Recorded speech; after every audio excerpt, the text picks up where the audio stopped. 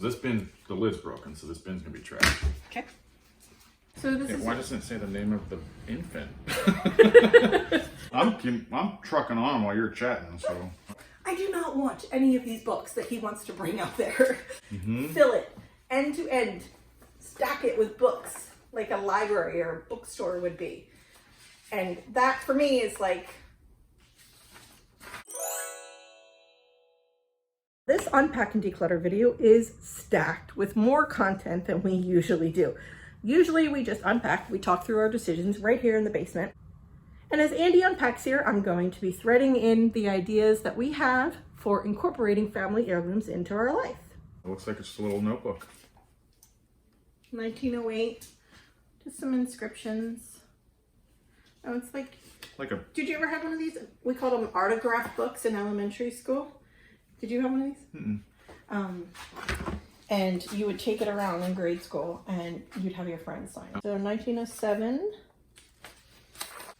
Oh, to Florence, if you love me as I love you, no knife can cut our love in two. Somebody had a crush on Florence in 1907. We have been processing hundreds of boxes, upwards of 500 boxes for the last 2 years of things that were in storage or things that just never made it unpacked into our house.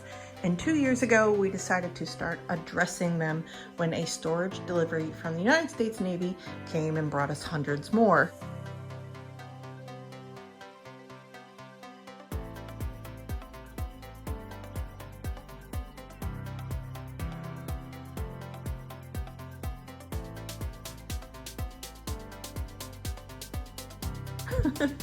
And this is what we're down to. Maybe 25, 30 boxes. What you see, it's organized in zones. So over here is stuff Andy still needs to process and unpack. This is all of his beer making supplies. This is seasonal decorations. And now that I'm looking at it, I already want to get rid of more. Over here, our remaining 2 sentimental bins, we've gone through more than 20 in the last couple of months, which is pretty incredible. We have come across quite a few family heirloom items that we have chosen to keep, including this Bible and this prayer book. This Bible is 162 years old. It belonged to Andy's great-great-great-grandmother, and this prayer book belonged to my grandmother. And I actually am having them restored by a bookbinder here in Maryland. The way we are planning to incorporate some sentimental items into our household is to display like with like. Antique books, the Bible, the prayer book, the autograph book from Andy's great-grandmother. We believe sentimental items belong featured in our home to be enjoyed by the current generation, but also properly taken care of for future generations. We are converting an area of our house to have bookshelves that feature a lot of Andy's books that he wants to unpack from this basement. So the idea is that we are going to stack these family treasures together with those other books, displaying like with like. So Andy's current day books with the antique books, we're just gonna put them right on the shelf in plain sight. And then here are photographs and more photographs. Over there, this is the stockpile of things that Andy wants to turn into a gaming station for himself and the kids.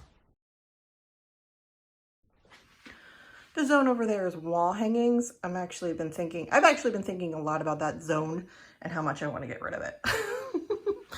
We have some random gymnastics equipment, a whole bunch of empty bins, some books for Andy. These are winter clothes that came down into storage. This is toy rotation that I'm kidding myself because it's been like this for months, which means the kids haven't asked for it and I should probably just get rid of it. We have here an old leather case. William Carl Jr. Real Estate Insurance and Mortgage Loans in Passaic, New Jersey. Will of Anna Sophie Sterrett, dated August 16th, 1937. Very cool. Last will and testament of George Sterrett. 12/12/1901. I gotcha. This is the Heffley Institute. At least that's what it says on the book. Typewriting. Record of 4th term typewriting. You got checks and pluses. This is shorthand, yeah. So let's talk for a second about this stuff, can we? Sure. So this is important to your family. Mm-hmm. These are family treasures. And I have been subscribing to the thought that sentimental doesn't belong in a box. It belongs featured in your life or used or whatever. Mm-hmm. How would you do that with these items? That's a good question. And would you do that? Mm-hmm. I mean, I care about it because you know it's who really might? neat. We could look up the Heffley Institute. Yeah, maybe. You're right. Maybe they might like that. We considered donating this antique treasure to the Heffley Institute. Maybe they have a display at their school showing history, and that we might donate this article for them to be able to keep. But a little research turned up that a fire had burned through the school in 1925, according to the Brooklyn Daily Eagle newspaper. There was $150,000 in destruction of property alone. And today that would be worth more than $4 million. All the school records were destroyed. Heffley Institute was part of the state university system in New York at the time and specialized in business and commercial subjects. I could not find records for Heffley Institute after this fire in 1925. There is a Center for Brooklyn History, and they have the most expansive catalog of Brooklyn history in the world.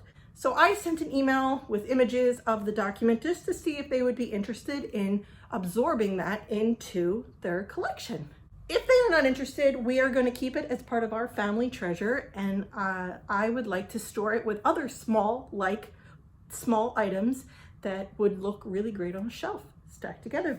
This front room has come and gone as a homeschool room, a toy room, and now we're going to convert it into this library / pseudo guest space.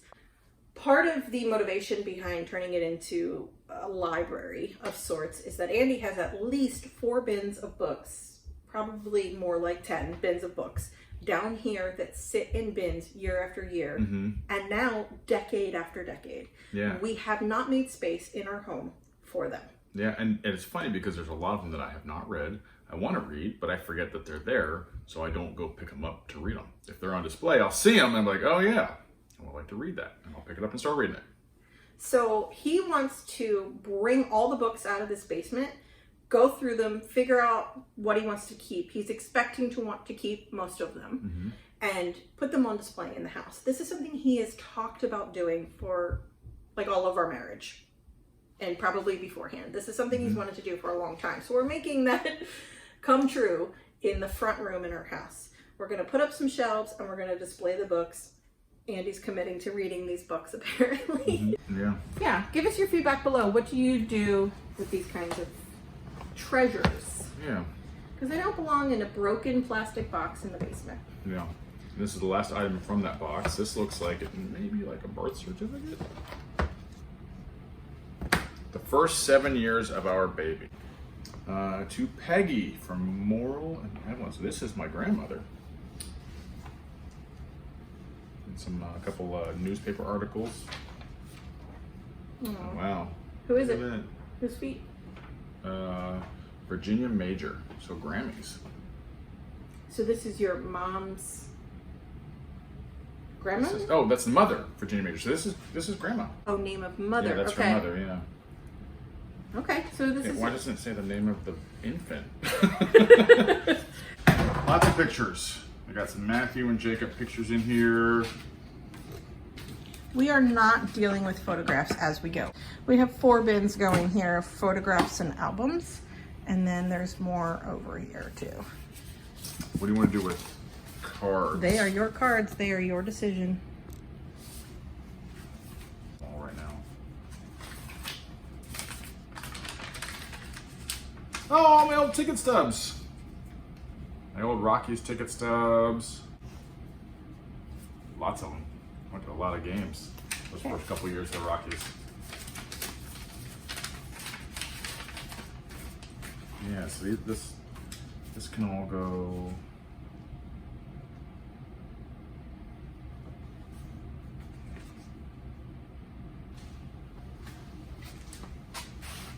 Aww. I remember when you gave that to me. Which kid was this? I don't remember. I remember you giving it to me though. Oh, Oh my gosh, I'm so cute. Look what I wrote. This is one, I don't even remember doing this. Roses are red, violets are blue. Inside of me beats 2 hearts for you. Apparently, that's how I told him we were pregnant with somebody. Yeah. I should really date my cleverness. Yeah, you should. That's for sure, that's a keeper. That's cute. I wonder if I made that up. I bet you did. Oh, bananas. Look at the stuff in here. Ah, my old piano bag. Oh, my stuff is mixed in here. Oh, no. Okay, so this is a super old... Okay, I played piano. I was in 2nd grade. How old are you in 2nd grade? 7. So, 43... What am I? 45? What's 45 minus 7? 38 years. So this bag is at least 38 years old. I'm gonna get rid of it. This is the difference right now in this season of life between me and Andy. Andy, would you call yourself a minimalist? No. I would not call you a minimalist. Would you call me a minimalist? Yes. At this point, I feel comfortable tagging myself a minimalist as well. Who's that? That's me. Stop it! You were so cute. Yeah, what happened? You've distracted me. Okay, so I would consider myself a minimalist, and he does not consider himself a minimalist. So this is the part in our lives that definitely is a fork for us. Because Andy looks at his ticket stubs from Colorado and enjoys the memory and then puts them back in the envelope and puts it back in the bin to keep. I, however, would have trashed it probably within 10 seconds. That's just the difference between my current phase and his current phase. I do not expect him to make the same decisions that I make. That is just something I have to do. I have to respect his boundaries and his process. It's just allowing someone to be the way they need to be, the way he allows me to be the way I need to be. We want to keep things in sight, but protected. So protected from dirty kid hands, protected from the sun, from dust. We want to be able to take care of them, but still enjoy them as the current generation, but also do our part to be able to hand them down to future generations. With this logo on it. You know whose baby book this is? Your Yours. mom's. My mom's? Your mom. Oh, yeah. So we're gonna, and there's a bunch of photos. In 2017. Bunch of cards. Why don't you just throw that right on me? Sorry. These are door hooks. These might be good in the RV. Okay.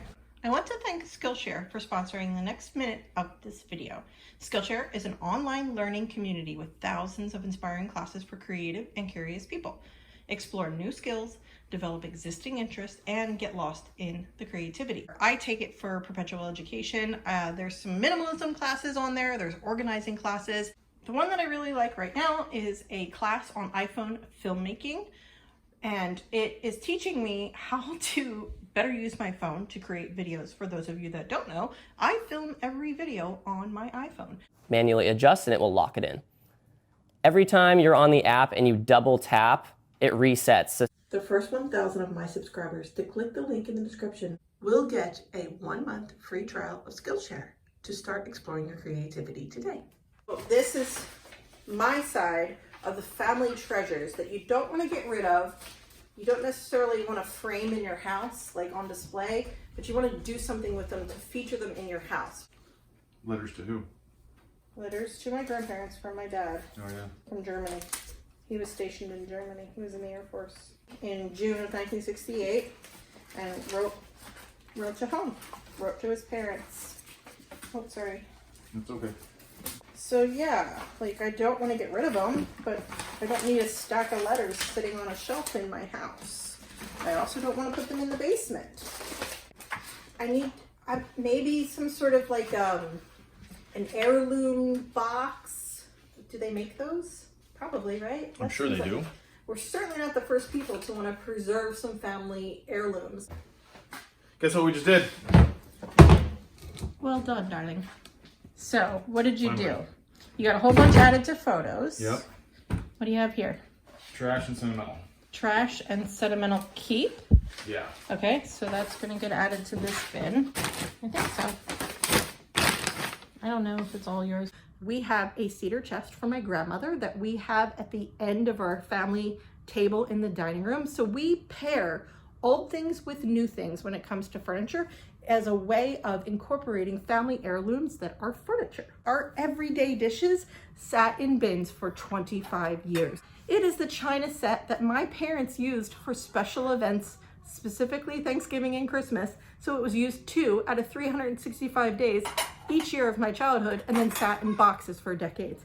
We brought them out, decided to keep them, and decided to use them. They are everyday dishes. They run through the dishwasher. They're not kid-proof, but they definitely are durable. They're not microwavable, but we use them. And that is one way that we are incorporating sentimental items into our stuff we have chosen to keep for sentimental is what it is. And whether it's 2 bins, 3 bins, or 4 bins, or 10 bins. I hope not. Thanks for watching. Here's the next video.